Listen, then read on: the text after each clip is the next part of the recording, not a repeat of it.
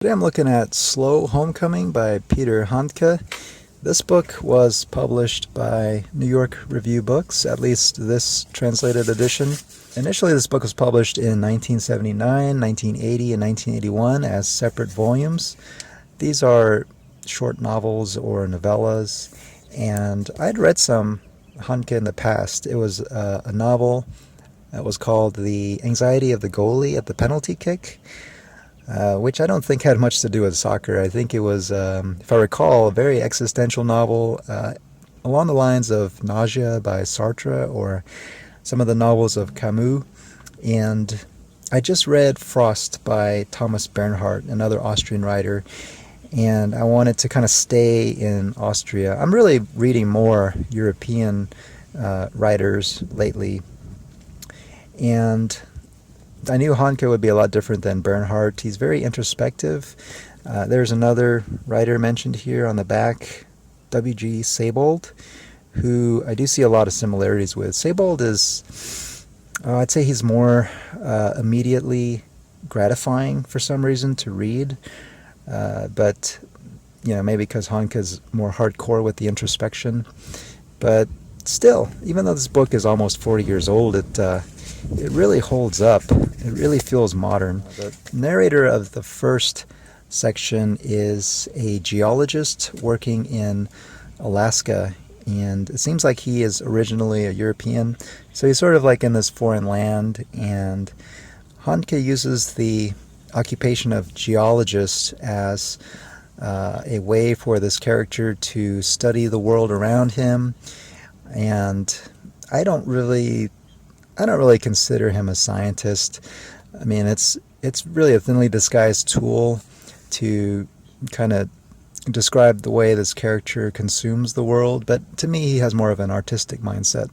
Getting the details down, even though it's sort of falsifying in a way, is one way to gain power and control over the world around him, and he's able to take all these details and stitch it together and he achieves a sort of manic, godlike state, even to the point where simply having light in the world or darkness in the day is enough to make him feel exhilarated and alive. And it doesn't really last. The character is very restless, and he feels the need to move on to other cities. So he travels to a city in the West Coast, which I think might be San Francisco. He desires to become more anonymous and to the point of being non-existent, and that is his new art form. I guess science is thrown out the window, and to me that's kind of a cop-out, but this character does get to know other folks in the city, and visiting them at home, he's able to pay attention more to the details. Like, I think he finds redemption in the details, studying the mouth of the wife or listening to the kids as they're about to go to bed. And then he makes his way towards Denver and New York and eventually back home.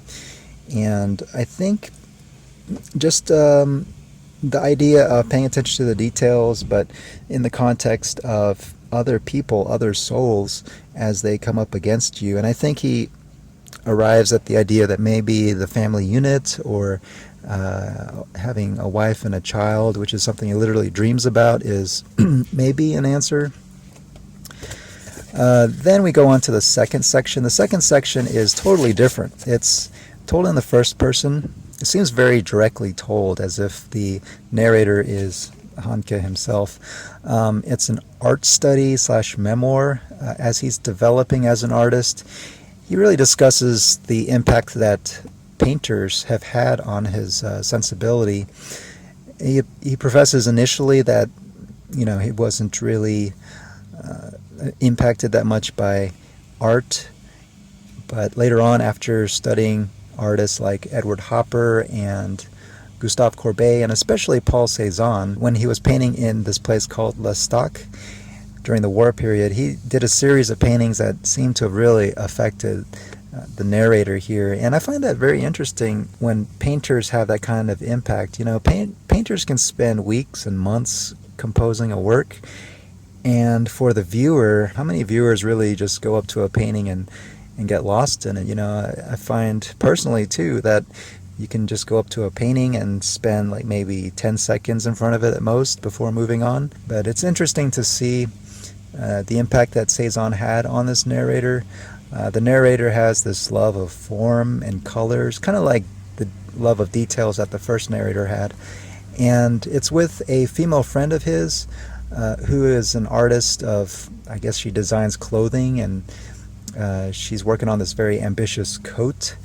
But she kind of teaches him that it's really not the individual forms that matter. It's more about the final form. And the problem of the transitions between the forms is resolved by what the final form dictates. And there's always just one ideal final form. The third section is going back to the third person, and the narrator is referred to as the adult. As a single parent, he seems to have been estranged from the child's mother or divorced from her, and she's just out of the picture. So he's raising this child up, but he's an artist or a writer.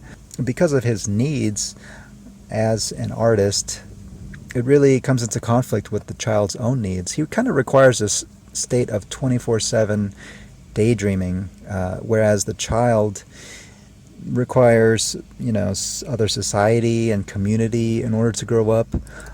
Because of the father's restless nature, he's always pulling this child in and out of schools and different cities, maybe different countries, I'm not sure. She is kind of an albatross to him, and he gets so frustrated because he feels he's becoming disconnected from his ability to experience forms and colors, and soon he feels like he can't think anymore, and he's losing touch with his own self, and he takes it out on her. He even strikes her at one point, but at the same time he holds her up as a kind of higher being. I think instinctually he knows that his daughter can be a teacher to him.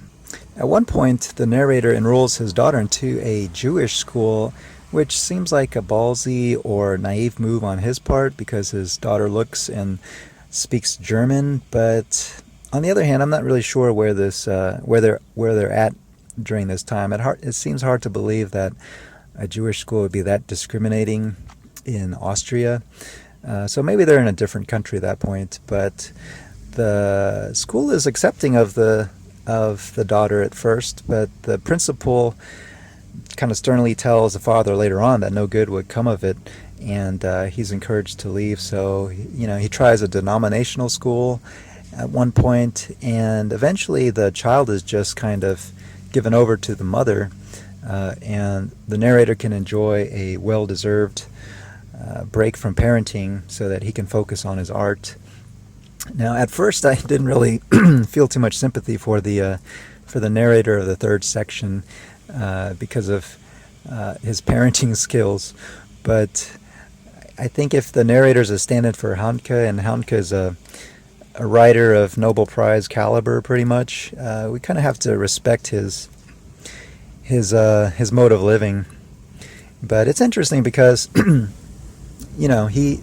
he has this love of forms and colors, but he can never really experience the forms and colors as intensely as his own daughter can.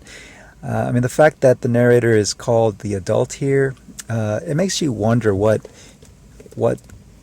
event is causing him to think of himself as an adult. Is it the raising of a child in the third section, or the realization of the final form in the second section, or the slow homecoming,